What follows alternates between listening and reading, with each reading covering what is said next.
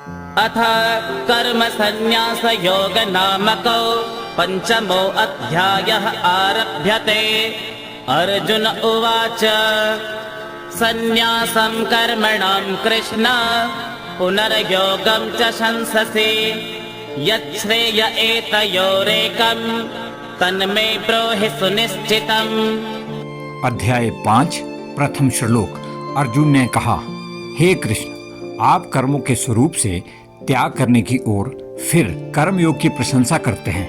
अतः इन दोनों साधनों में जो एक निश्चित रूप से कल्याणकारक हो उसको मेरे लिए कहिए। श्री भगवानुवाच संन्यास कर्म योगश्च निःश्रेयस्करावुभौ तयोस्तु कर्म संन्यासात् कर्मयोगो विशिष्यते। भगवान श्री कृष्ण कहते हैं, कर्म संन्यास और कर्मयोग यह दोनों ही परम कल्याण कराने वाले हैं, पर इन दोनों में भी कर्मयोग कर्म संन्यास से श्रेष्ठ है।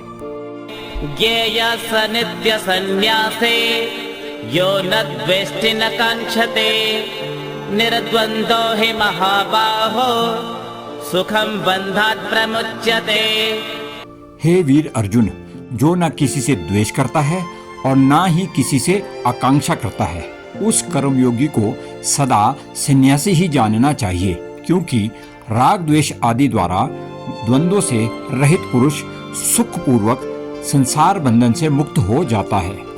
सांख्य योग पृथक बालाः प्रवदन्ति न पंडिताः एकमप्यास्थितं सम्यक् उभयोर्विन्दते फलम्। बालक अर्थात बाल बुद्धि के लोग सांख्य अर्थात संन्यास और योग को परस्पर भिन्न समझते हैं।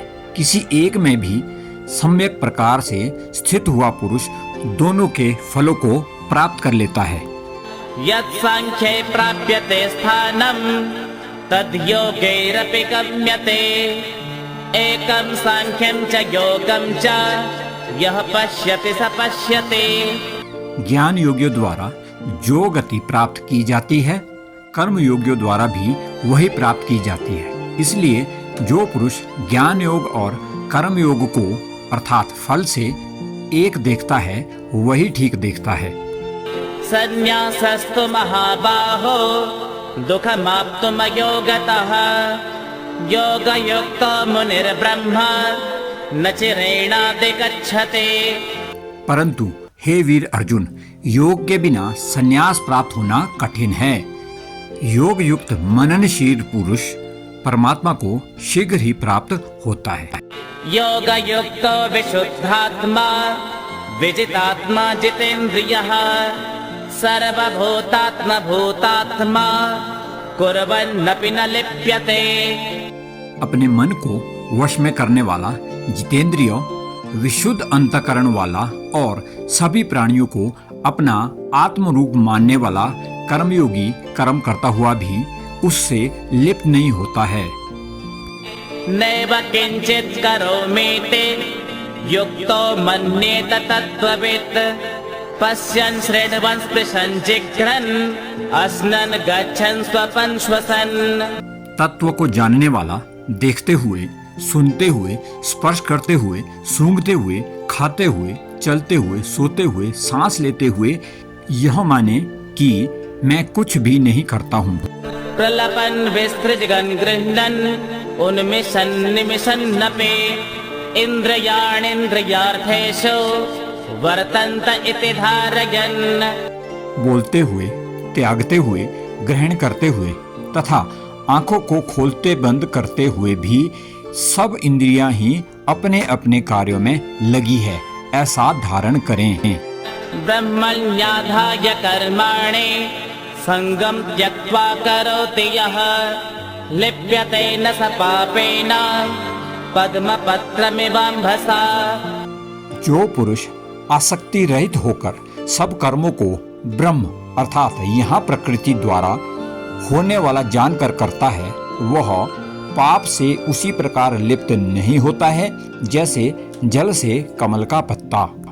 कायेन मनसा बुद्ध्या केवलैरिन्द्रियैरपि योगिनः कर्म कुर्वन्ते संगम त्यक्त्वात्मशुद्धये।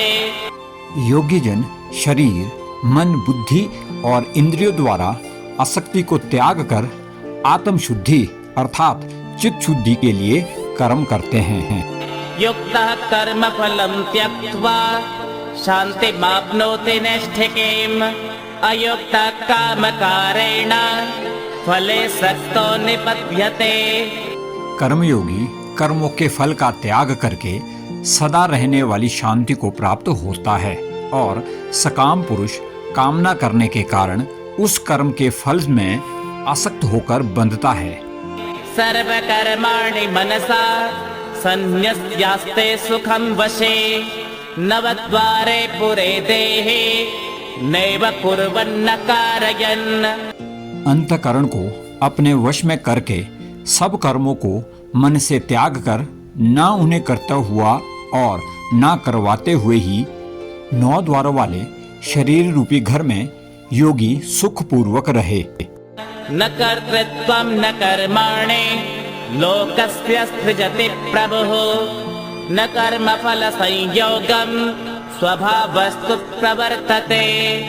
लोकमात्र के लिए प्रभु अर्थात ईश्वर न कर्तव्य न कर्म न कर्म फल के संयोगों को रचता है, परंतु प्रकृति सब कुछ करती है। नादत्ते कस्यचित् पापं न चैव सुकृतं विभुः। अज्ञानेनावृतं ज्ञानं तेन मुह्यन्ते जन्तवः। सर्वव्यापी आत्मा ना किसी के पाप कर्म को ग्रहण करता है ना किसी के शुभ कर्म को, पर ज्ञान के अज्ञान द्वारा ढके होने से सब मनुष्य उस अज्ञान से मोहित हो रहे हैं।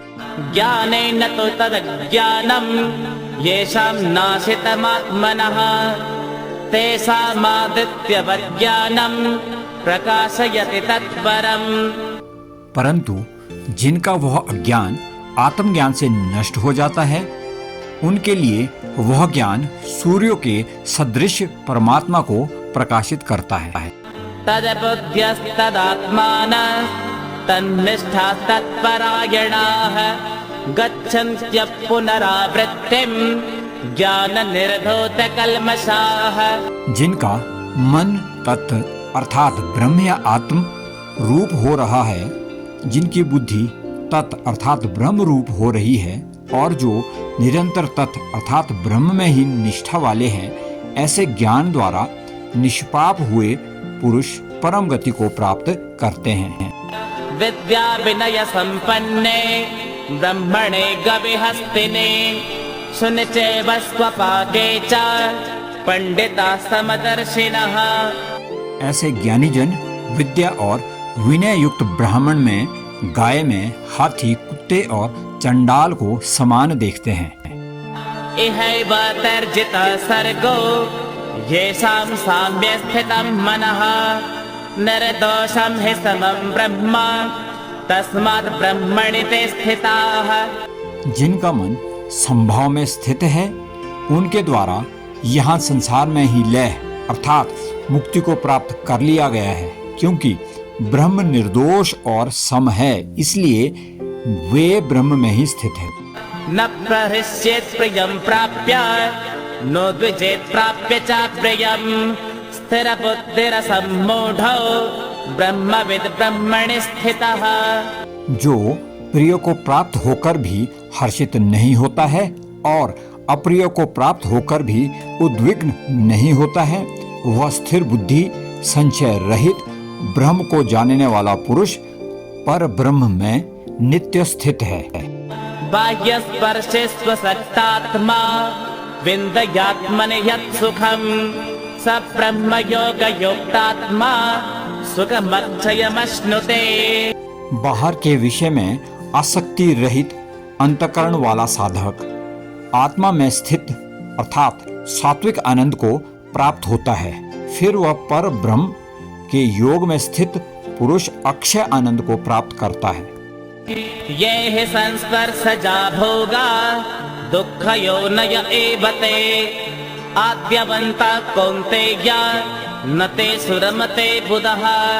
क्योंकि हे कुंती नंदन, जो इंद्रिय और विषय के संयोग से पैदा होने वाला भोग अर्थात सुख है, वे आदि अंत वाले और दुख के ही कारण है। अतः विवेकशील मनुष्य उनमें रमण नहीं करते। शक्नोते है वयः सोढुम् प्राक्शरीरमिमोक्षणात् काम क्रोधोद्भवं वेगं स युक्तः स सुखी नरः। जो मनुष्य इसी लोक में शरीर त्यागने के पूर्व ही काम और क्रोध से उत्पन्न हुए वेग को सहन करने में समर्थ है, वह योगी और सुखी मनुष्य है। योऽन्तः सुखोऽन्तराराम तथान्तर्ज्योतिरेव यः स योगी ब्रह्म निर्वाणं ब्रह्मभूतोऽधिगच्छते। जो पुरुष अंतरात्मा में ही सुख वाला, आत्मा में ही आराम वाला और आत्मा में ही ज्ञान वाला है, वह योगी ब्रह्म रूप बनकर ब्रह्म निर्वाण अर्थात परम मोक्ष को प्राप्त होता है। लभन्ते ब्रह्म निर्वाणं मृषयक्षीण कल्मषाः छिन्नद्वैधा यतात्मानः सर्वभूतहिते रताः।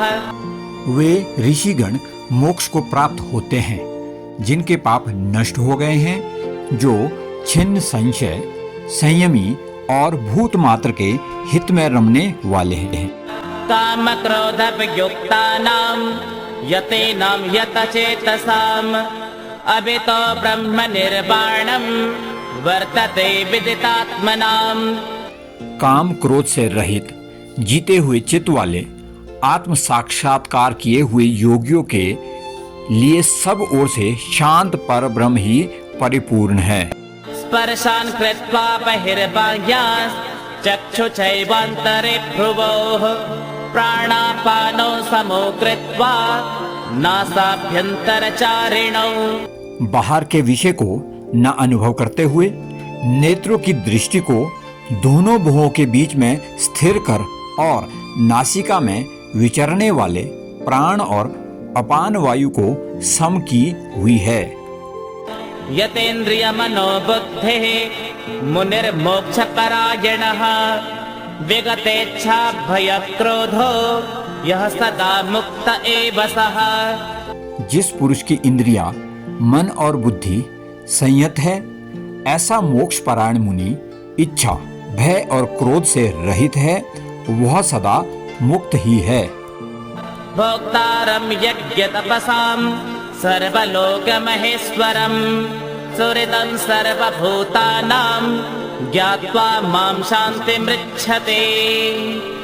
मेरा भक्त मुझे सब यज्ञ और तप को भोगने वाला, सभी लोकों के ईश्वरों का भी ईश्वर और सभी प्राणियों का सुहृदय जानकर शांति को प्राप्त होता है।